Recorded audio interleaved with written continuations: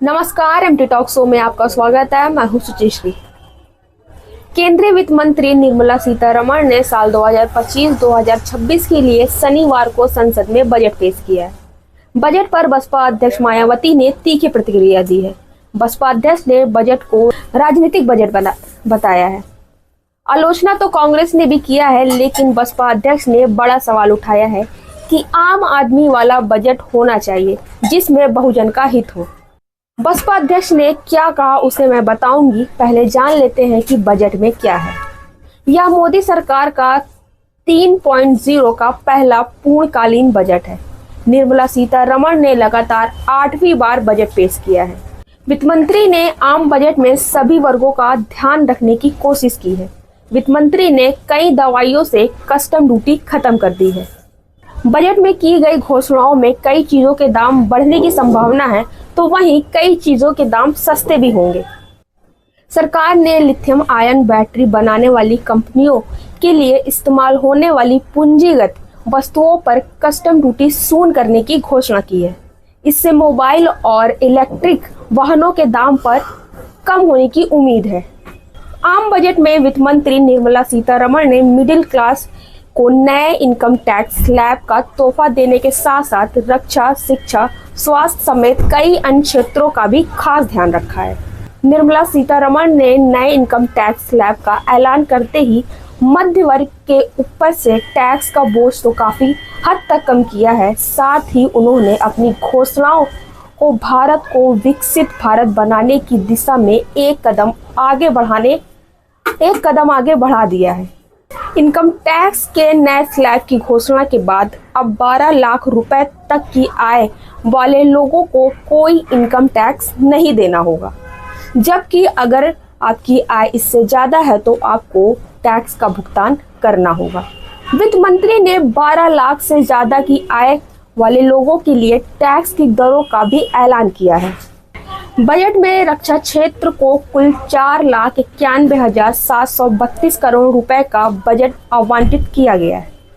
इस तरह ग्रामीण विकास के लिए 2,66,817 करोड़, गृह मंत्रालय के लिए 2,32,211 करोड़ रुपए, कृषि से संबंधित कार्यों के लिए 1,71,437 करोड़ रुपए, शिक्षा के क्षेत्र में 1,28,650 करोड़ रुपए, स्वास्थ्य के क्षेत्र में 98,311 करोड़ रुपए, शहरी विकास के क्षेत्र में 96,777 करोड़ रुपए, सूचना प्रौद्योगिकी और दूरसंचार के लिए 95,298 करोड़ रुपए, ऊर्जा के क्षेत्र के लिए 81,174 करोड़ रुपए, वाणिज्य और उद्योग के क्षेत्र में 65,553 करोड़ रुपए, समाज कल्याण के लिए 60,052 करोड़ रुपए और वैज्ञानिक विभाग के लिए 55,689 करोड़ रुपए का बजट आवंटित है।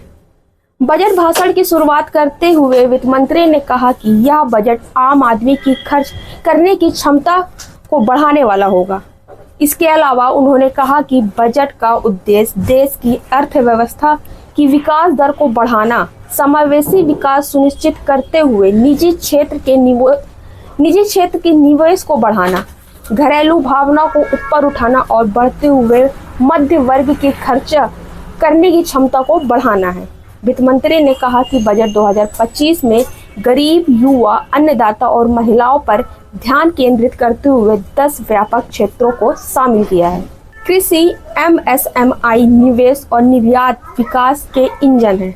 बजट में वित्त मंत्री द्वारा किसान क्रेडिट कार्ड KCC की लिमिट को 3 लाख रुपए से बढ़ाकर 5 लाख रुपए तक कर दिया गया है। इससे किसानों को सस्ता लोन पाने में मदद मिलेगी।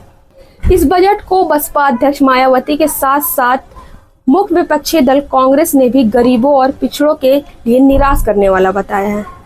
पहले जान लेते हैं कि कांग्रेस अध्यक्ष मल्लिकार्जुन खड़गे ने क्या कहा। बजट को लेकर कांग्रेस अध्यक्ष मल्लिकार्जुन खड़गे ने भाजपा पर निशाना साधते हुए कहा कि पूरा देश महंगाई और बेरोजगारी की समस्या से जूझ रहा है, पर मोदी सरकार झूठी तारीफ बटोरने पर उतारू है। बजट पर खड़गे ने कहा कि एक मुहावरा इस बजट पर बिल्कुल सटीक बैठता है, 900 चूहे खाकर बिल्ली हज को चली। बजट 2025 को लेकर कांग्रेस अध्यक्ष ने कहा कि पिछले 10 वर्षों में मोदी सरकार ने मिडिल क्लास परिवारों से 54.18 लाख करोड़ रुपए का इनकम टैक्स वसूला है और अब वह 12 लाख तक की छूट दे रहे हैं। इसके हिसाब से वित्त मंत्री खुद कह रही है कि साल में 80,000 रुपए की बचत होगी, यानी हर महीने मात्र 6,666 की। उन्होंने कहा कि पूरा देश महंगाई और बेरोजगारी की समस्या से जूझ रहा है, पर मोदी सरकार झूठी तारीफ बटोरने पर उतारू है। वहीं बसपा अध्यक्ष मायावती ने बजट को लेकर अपने एक्स प्लेटफॉर्म पर लिखा कि बजट बुनियादी सुविधाओं वाला नहीं है। बुनियादी सुविधाओं के न होने की वजह से देश की 140 करोड़ जनसंख्या त्रस्त है। मायावती ने सवाल उठाया है कि बीजेपी बजट को सही बताती है, लेकिन बीजेपी के लोग भी त्रस्त हैं। आइए देखते हैं मायावती ने क्या कहा। मायावती ने बजट पर प्रतिक्रिया देते हुए 2 मैसेज लिखे। उन्होंने पहले मैसेज लिखा कि देश में महंगाई, गरीबी, बेरोजगारी की जबरदस्त मार के साथ साथ सड़क, पानी, शिक्षा, सुख शांति आदि की जरूरी बुनियादी सुविधाओं के अभाव के कारण लगभग 140 करोड़ की भारी जनसंख्या वाले भारत में लोगों का जीवन काफी त्रस्त है।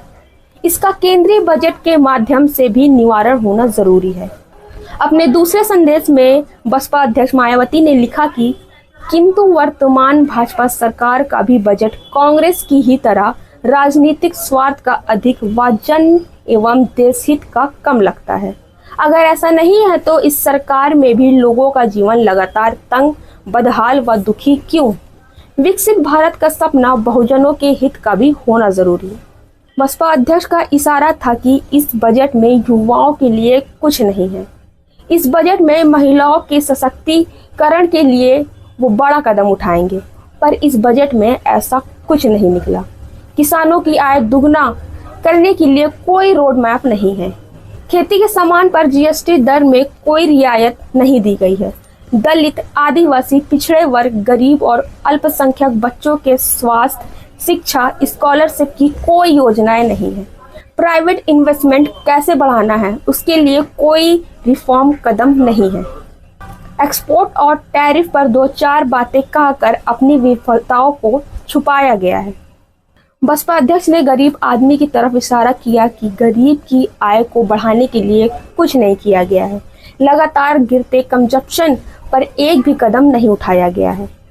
आसमान छूती महंगाई के बावजूद मनरेगा का बजट वहीं का वहीं है। श्रमिकों को आय बढ़ाने के लिए कुछ नहीं किया गया है। जीएसटी के मल्टीपल रेट्स में कोई सुधार की बात नहीं की गई है। बेरोजगारी को कम करने के लिए, नौकरियां बढ़ाने के लिए कोई बात नहीं की गई। Startup India, stand up India, skill India, ये सभी योजनाएं बस घोषणा साबित हुई।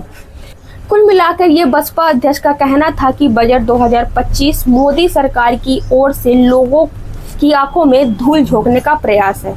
कांग्रेस सरकार की बजट अनुसार राजनीतिक बजट है। आगे भी हम आपको अपडेट्स देते रहेंगे। देखते रहिए एमटी टॉक शो। फिर मिलेंगे। धन्यवाद।